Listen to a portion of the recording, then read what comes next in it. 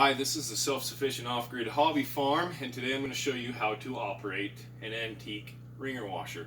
You'll have to forgive my lisp because I just had my braces tightened and my mouth hurts. This is a 1940s Maytag machine.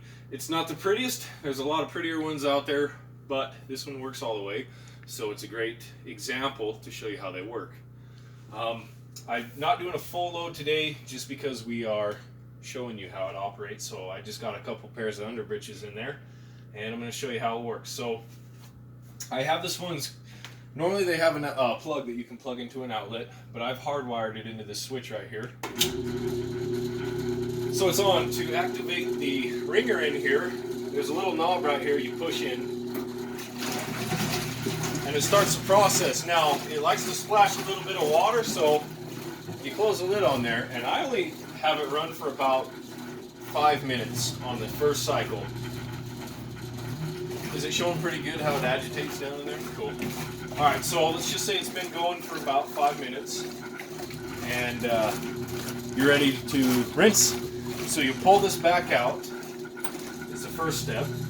Then the next step, most models have a hose that hangs over the side right here and hooks on right here. I still have mine, but it rotted apart, so I've taken a regular washing machine drain line and I've plumbed it in here, and I still have to shove it down through to get the gravity to do its job. Eventually I'm going to hook on a ball valve to tap it into my septic tank, but I haven't done that yet. Another feature that this model has that a lot of them don't have is an actual pump. The pump isn't strong enough to pump up above the water level and back down. So I drop this drain line down and then I turn on the pump right here. If you have the traditional hose, they're made to just drop the hose and gravity will do its job to get all the water out of there.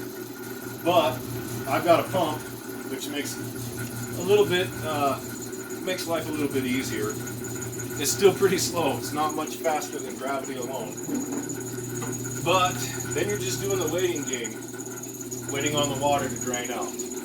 While that's happening, I'm going to go over this a little bit. I've got these two straps on here just because I let a friend use this one time and he broke, I don't know how he did it, he broke the mechanism inside right here that keeps the tension on there. So I keep the tension on with these.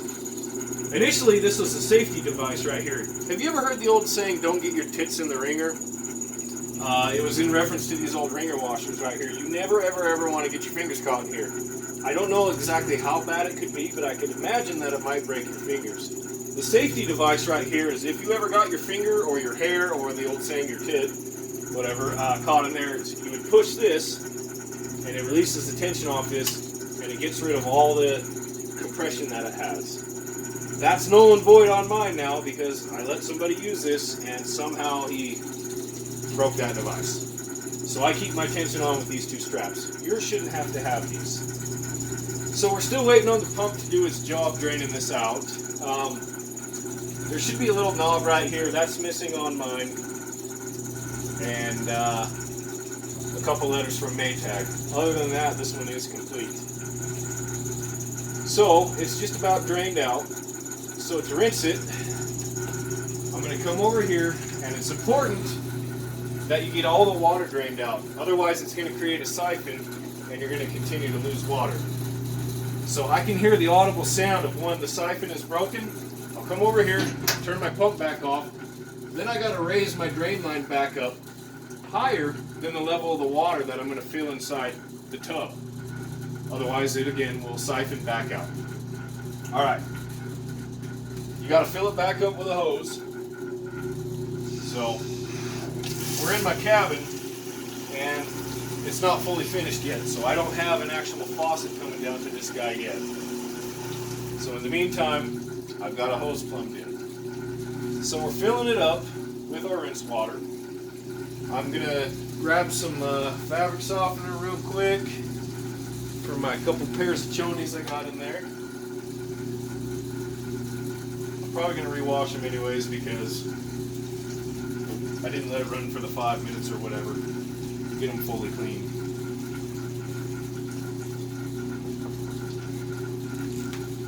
Okay, Now, to save time, I'm not going to fill it all the way up. Just enough to kind of cover these two articles of clothing. Turn the agitator back on.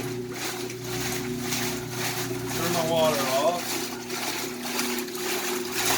That's really going wild, being that there's such little water in there. So again, you can close the lid to keep any leaks from and any splashes from coming out. But that's how you operate the rinse cycle. Now, once you're done rinsing, again, turn the agitator off. Drop your hose. If you have the pump, turn it on. If not, you'll just have to let gravity do its thing. And to get the airlock out of the line, sometimes you might have to maneuver it a little bit to get it to fill up with water. So while I'm waiting on this to do its job, which it is, I'm going to swing over the ringer in place. I like to get it well over the basin, about almost half the way across, and then I swivel this little knob right here counterclockwise to the first click, and that locks it into position right there, right? One more click counterclockwise is making the rollers pull articles of clothing this way through it, this way and out this way. If I go the opposite way, clockwise, the first click locks it in place, and the second click turns it on to where it's pulling articles of clothing out this way. But I want it to be this way. Okay, my basin is empty. I turn my pump off.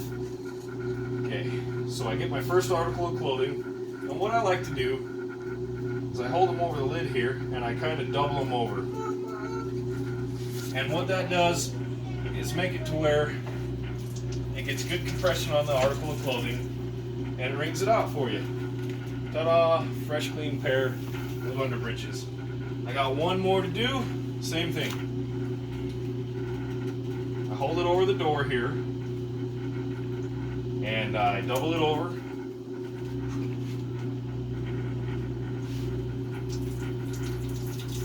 Voila! And that's really all there is to it. Turn it back off. I leave this right here. That way, when I close the lid, it can drip dry. I turn the unit back off, and that's it.